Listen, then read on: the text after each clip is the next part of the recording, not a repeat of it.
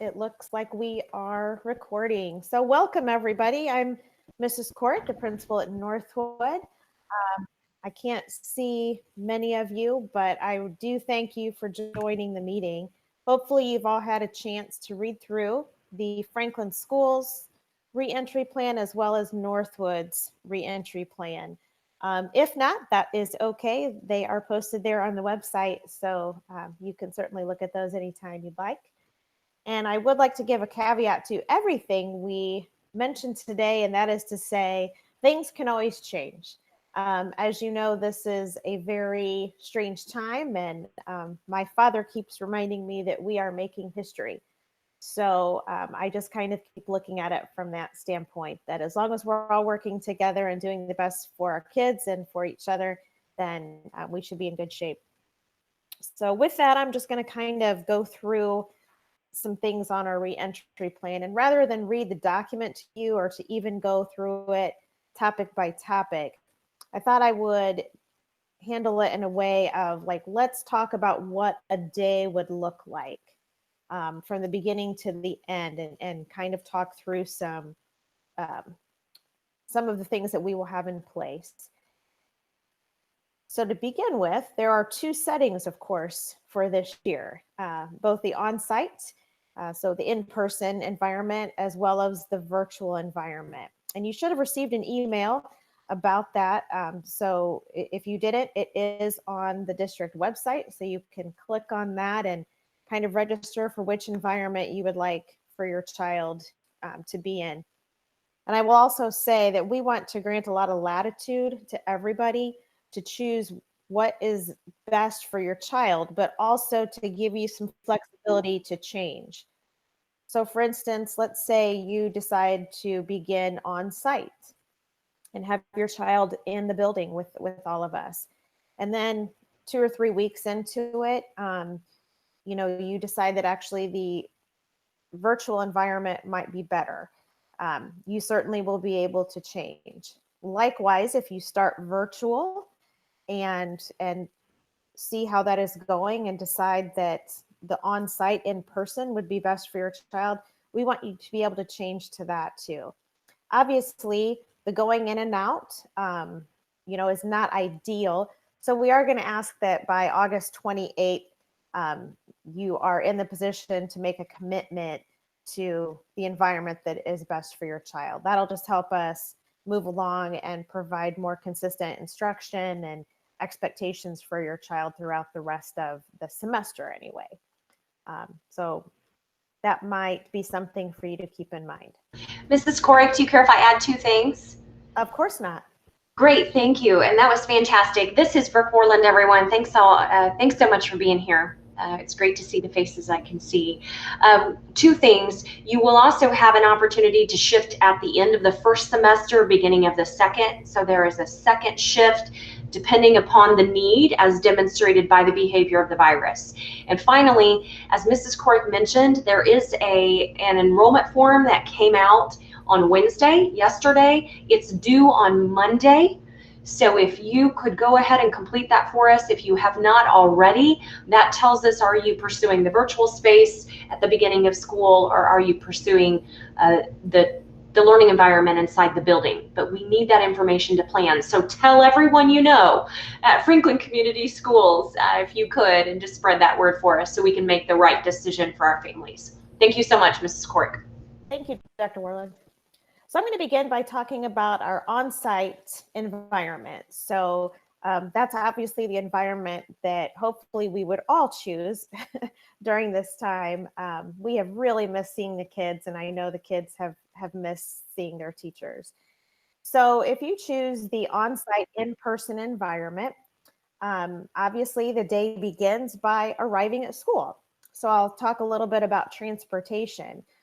With the limitations that we have on spacing the kids out on the bus and having the assigned seats, wearing the mask on the bus, that presents some limits to the number of students we can transport on a bus. So we are going to ask for our families to help. And if you live close to the school, maybe consider walking with your child to school. or maybe having them be a car rider this year. I've been working with Mr. Sewell, who is also on this call, our Director of Operations, on some different plans for handling what we think will be an increase in car riders. And again, I would say, I suppose we hope that we have an increase in car riders to help us limit the bus riders. So just watch for continued details on that. So again, that kind of covers getting to school. Mr. Sewell, would you like to say anything further about the bus transportation? Yeah, I hope you can hear me pretty well. I'm in my car, so is Yeah. it work coming through? Good, good. Yes, sir. Um, we are going to also ask parents to help us in a couple of other ways. We're only going to be able to provide services to one pickup location and one drop-off location this year. In past years, we've been able to maybe drop a kiddo off at grandma's house some days of the week and at home other days of the week. And as we do assigned seats in our buses and position ourselves to do contact tracing, we're simply not going to be able to do that. So we are going to ask each family who needs busing service to work with us on that and identify that one pickup spot and one drop-off spot. They don't have to be the same, but we need you to be consistent with that. Related to that, if your student has a special event like a birthday party or a sleepover, we're not going to be able to have friends join your student on the bus to make the trip to those events. So we're going to ask you to handle transportation for situations like that. I would also like to mention that we are going to require our students and our bus drivers to wear their masks while they're on the buses. And we will be running buses with the windows down to kind of really make sure we have good ventilation and circulation in the buses as we go. As the colder months come upon us, we may only be able to do a cracked window, but we are going to continue to make sure we are taking all the steps we can to keep that environment on the bus as good as we can make it. And we are limiting ourselves to two students per seat now instead of three like we would typically have, to kind of make sure we're not cramming too many students on those buses. But as Mrs. Corrick mentioned, if you can get your student to school for us this year by walking them to school or riding their bike with them, maybe you join in a carpool effort with some close friends, that would be another great way to help us. We could really use that help this year. Thank you, Mr. Sewell. I appreciate those additional points. So as students come into school, many of our students eat breakfast. That will still be available. I actually have a meeting next week with our cafeteria manager and our director of food services to iron out a few more of those details. So whether or not they will still go to the cafeteria and be spread out for breakfast, or if they'll pick up and go to their classrooms with their breakfast. I do have a meeting with those two people next week, and we're going to iron out those details. But what that means for you is that breakfast will still be available like it always has been. So as students come into the building and are walking in the hallway to their classrooms, that is definitely an environment that we would ask for students to have masks on. Since there is, a little bit of some crossing and things like that to get to classrooms. Once they get into the classroom, our desks are arranged in rows. They are all facing the same way. So the hope is that that will help kind of control the spread of germs. Small groups will still happen in the classrooms. However, working closely with each other and with the teacher will also be another time that they would need to have masks. The district has also provided us with some plexiglass shields, if you will, kind of a barrier between the teacher and the students so that they can still work in those small groups or even one-on-one, but have that barrier up. So we're certainly making every attempt we can to limit the spread of those germs. There will be some flexibility in the masks during different times, but I will tell you, one of the things you could really do to help out right now is to practice with your child wearing those masks for extended amounts of time. I've talked to several parents just individually who have mentioned they've asked their child to wear them even at home for a little while, maybe going to the grocery store, traveling in the car, all of those different places. Anything you can do to help your child with that experience will help a lot. Dr. Clendenning has joined us. Yeah. Dr. Clendenning, do you have Yep. anything else to add about the face masks? Yeah, I'm just as we continue to watch the data, I will look for more guidance on this. I believe, we got to do something that's different because the numbers are trending up, and masks continue to be in the conversation both at the CDC, local, and state level. I am foreseeing that if nothing changes, we're going to require masks everywhere for everybody. We need to, and just remember that the idea behind the mask is not your mask is not protecting you, it's protecting your teacher and your friend. And the same is true, the teachers protecting the students. We want to do school face to face. We want to make the best learning environment possible, but we also need to protect everybody. And so just looking, if I had to make a decision right now, and the reentry plans have already been approved, and one modification that would come would be we would be requiring masks for everybody in our corporation all the time, except when you're eating or drinking or something like that. We've got to do something to get to the vaccine for this thing. And so more information of that will be coming out, but that is where we're trending and moving forward. Okay, thank you. One other part about coming into the classroom deals with book bags and jackets, those kinds of personal supplies that students have. For the most part, we think that the book bags and jackets will just stay on the student's chair. Since they have assigned seats, that seems to be a good solution. One of the problems that we have is that our cubbies, or the open lockers, if you will, in each classroom are limited, and oftentimes two students share a space. And so their book bags are right next to each other, their coats, sweaters, things like that are right next to each other. So that's one of the reasons for perhaps having it on the back of the chair. Another option, if that gets to be a little bit too much, is that we will have bags available to put students' things in that hang in the cubbies, so they can still hang next to each other, but again have that barrier. So anything we can do to limit that will be good. Throughout the day, as you know, they go to some people call them specialist classes: music, art, PE, library, or STEM class, and they typically go to those classrooms. For this next year, actually, those teachers will go into the regular classrooms to deliver that instruction. Again, it's helping to minimize the movement and sharing of classrooms. So the special teachers have worked really hard to take a look at their curriculum and their activities so that they can still do as much as they can.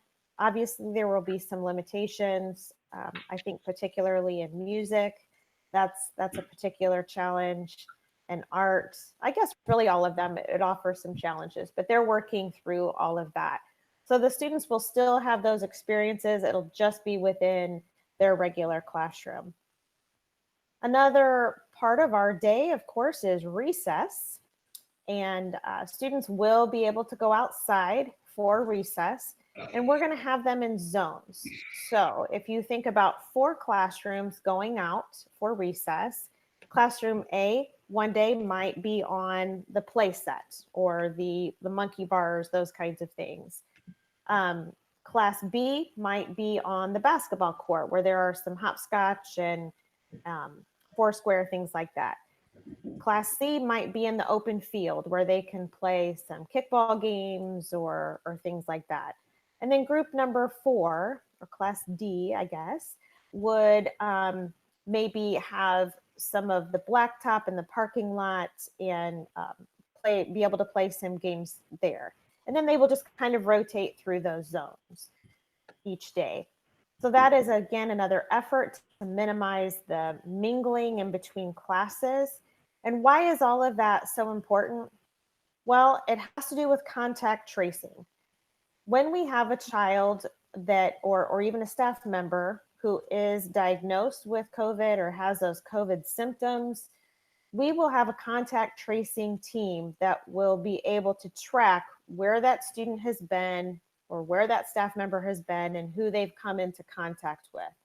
So that is why some of those measures are important to us. Again, small groups. So whether a child is in the high ability program, special classes, speech therapy, even interventions that we do throughout the day, we will try our best to limit the movement for those students while still providing the specialized instruction that they need. During the day, when teachers are traveling throughout the building, like for restroom breaks or taking them to these classes, or excuse me, taking them to lunch or recess, we will have a one-way traffic pattern in the building. So that way we won't have a lot of classes going back and forth next to each other. So we will have that traffic pattern there. Lunch is perhaps a big part, one of the favorite parts of a student's day. And we want to make that as safe as possible for our students as well. So just like all the students facing the same way in the classroom, we will have that same thing for lunch. In order to accomplish that, we'll have 2 classes eating in the cafeteria and 2 classes eating, actually it's right next to the cafeteria across the hallway in the LGI room. So it's just a big, wide open room, often called the LGI or large group instruction room. So 2 classes in the cafeteria, 2 classes in the LGI, seated in rows, facing the same way. They will have assigned seats each day. So again, that's important for contact tracing, and it'll also help the cleaning happen in between each lunch period. In the restroom, restroom use, we're going to plan our restroom breaks. Again, trying to minimize classes crossing and limiting the number of students in each restroom at a time. And teachers will be monitoring as best they can and encouraging the hand washing, the hand sanitizing. We actually have hand sanitizing stations throughout the building. Each classroom has them, as well as various places in the hallway. So if you've been out and about, especially to a doctor's office, it's kind of the hand sanitizing on the way in, hand sanitizing on the way out is the way we're kind of looking at that. So we hope to keep everybody's hands nice and clean throughout the day. Then our dismissal procedures, coming to the end of the day. Oh, I'm sorry, I forgot to mention one thing. During the day, kids get thirsty, right? And oftentimes we have used the water fountains. We will not be using the water fountains this year. And I mentioned this on my call to you, if you heard that call. We will instead have water bottle filling stations. So each child can have a water bottle, you know, with a lid and an easy way to drink that. And they'll be able to fill those up and have water throughout the day, and then be able to take those back and forth so you can clean them at home and bring them back. I actually have a PTO planning meeting tonight, and we'll be talking to the PTO about possibly providing some additional water bottles for the students to help with that. As we know, that's just an added task for you to clean those water bottles each day. So we want to help out with that. So you should be expecting more information. All right, so that brings us to the end of a student day and our dismissal. Normally, our dismissal, the classrooms are in the hallways and they're all kind of waiting to exit to the buses. we'll be doing that a lot more systematically this year to limit the number of classrooms that are traveling in the hallway to those buses. And again, with what we hope will be added car riders, we'll have some additional procedures in place to collect those car riders in the gymnasium and be called as parents arrive to pick them up. So a lot of procedures are in this reentry plan, as well as the Franklin Schools reentry plan.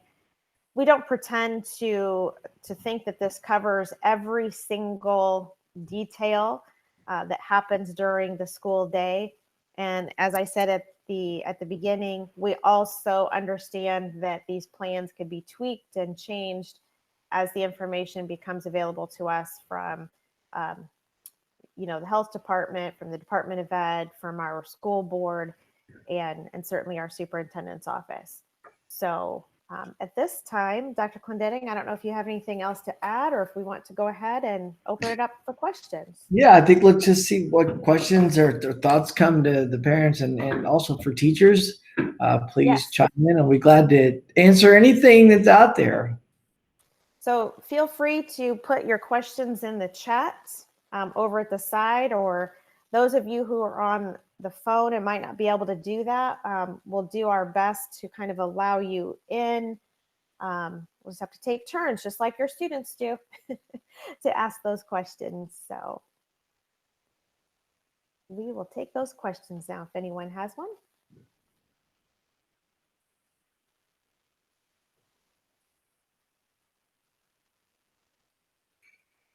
While we're pondering on just a couple of things I've talked about with other parents and groups during this time, two words keep coming up and often, and that's to be flexible and nimble. I wish we knew what COVID-19 was going to do. Our desire would be for that thing to go away completely and never come back, right? But until we get a vaccine, and until we can, move forward, we're going to have to be able to make adjustments quickly and that provide the best answer for Franklin Schools. When we started this journey about reentry, we had three things in mind. One is mitigating the virus. And Dr. Mormon has said over and over again, and we're not going to stop the virus from coming into a school or into Northwood, as much as we would love to do that. Our job is to make sure that we can do the best we can to mitigate it and respond quickly when it does come. And that's what the reentry plan was designed to do. I will tell you, there's been a lot of conversation about masks, right? Early on, we heard no mask. Then we hear mask maybe. Now we're saying mask yes. And I think that people need to understand we're getting the reentry plans out so moms and dads can make the best decision possible for their families. We do have a virtual option. We have an opportunity to continue to provide instruction and knowledge and growing kids through that virtual world if a parent believes that it's best for them and their families to have their child stay home. And we honor and support that. But we also need to make sure that we are honoring and supporting our teachers and all the other kids. And so that's why masks continues to come up.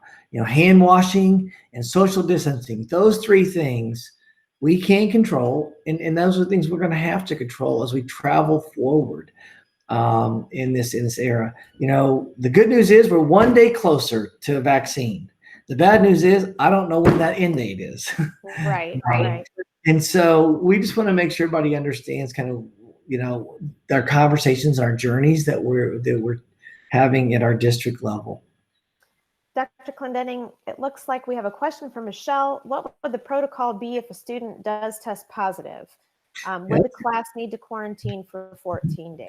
Yeah, we're going to follow the CDC guidelines. And if the student tests positive, first we would get information and that response back from the Indiana Health Department. They would be the ones to notify us, or moms and dads also can notify us, but from the authority side, it's them. At that point in time, they would also be responsible for the contact tracing. And they would look to see how many kids or adults were inside that kid's bubble for more than 15 minutes. And then we would make some decisions on who's going to be isolated and moving forward. Obviously, if a student tests positive or a teacher were to test positive, they have to be out 14 days, and 72 hours fever-free without Tylenol or anything that suppresses fever. So it could be longer than that. But if the student tests positive or a teacher tests positive, the group inside that bubble, we would look to that contract tracing to tell us that. It is very possible that we would have a few kids out, we could have a whole classroom out, or maybe even a whole school out, and the rest of the corporation would still move forward with learning. One of the things that we know is that if we do have those interrupted times of learning, we're still going to provide education. I think Dr. Warland's here. Have you talked a little bit about what that's going to look like if you're sent home for a few days to do work? We have not talked about virtual a little bit. Okay, when you go ahead and share, like, what if child gets sick in Mrs. Kepner's class or whatever? What will happen during those times of absence? Yes, great question. And we've had this question from a lot of parents. If this situation happens, you will continue as a family to work with Mrs. Kepner on whatever is happening in the classroom. As a district, we are going to continue to use Google Classroom consistently, whether we're in the buildings or at home or wherever we may be. We're going to continue to reinforce that tool. It should be a tool that looks familiar to all of us. And so we will use that space and ongoing communication with your classroom teacher. Great. Any other questions?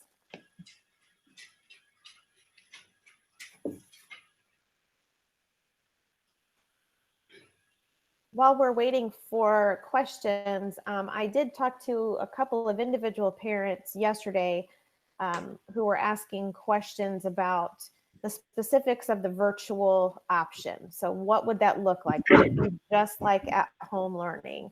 And so we did discuss that there are dedicated teachers in the district that will be assigned to that virtual learning. So in other words, let's say right now you're on you're on Mrs. Smith's class list, but you choose a virtual option. There are teachers in the district that now your child will be assigned to for that virtual option. As the numbers grow, if they do grow for the virtual option, more teachers would be assigned to that. And if you happen to see, if you're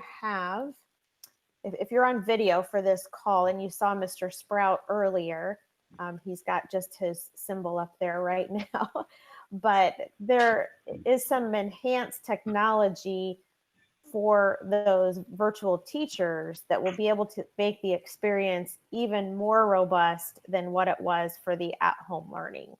So it's, we've kind of had that ladder, that progression of what does e-learning look like when we would have snow days.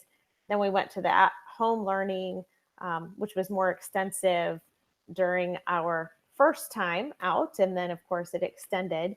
And now moving forward, we have this virtual environment. And it looks like Mr. Sprout is back on. So he was able to just now demonstrate the zooming in and out of the camera. He has 3 screens, I believe, that he's looking at. And that will, again, enhance that experience for our kids. We've got a number of teachers, and actually they're going through the training right now at Northwood. Thank you, Andrea, for letting us use your spacious LGI.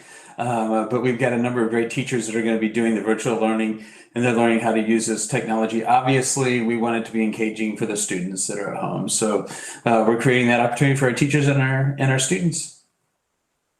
Thank you, Mr. Sprout.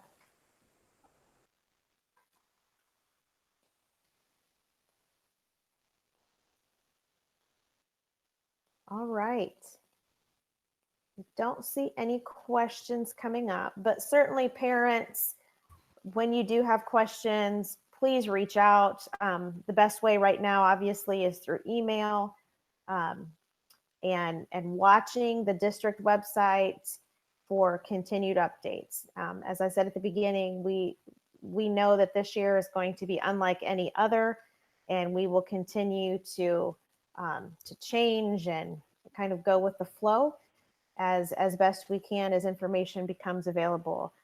Again, it's really all about our kids and and keeping everyone safe, both the kids and our staff. So that will be our goal. Dr. Clendenning, did you want to say anything in closing? You're muted, Dr. Clendenning. Sorry. We will look forward to time we all get back together, but continue to stay tuned as we travel forward towards the end of the summer and start of school for information. And I agree, please ask any question either through email or phone call, and we will get right back to everybody. And this is Coric. Really quickly, I am doing some discussions with parents. Communication went out earlier this week, or actually, earlier this week, about at-home learning and just reflecting on the experience that we had March through April. So if any parents are interested in participating in those discussions, there is one this evening at 5 o'clock. That link was in the communication. There is one next Tuesday at 1 o'clock.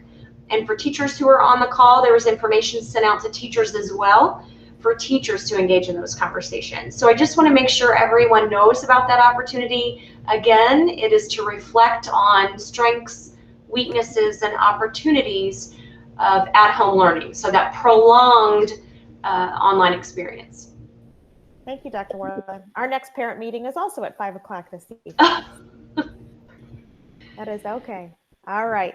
Thanks again, everybody. And we certainly look forward to seeing you very soon. Everyone take care.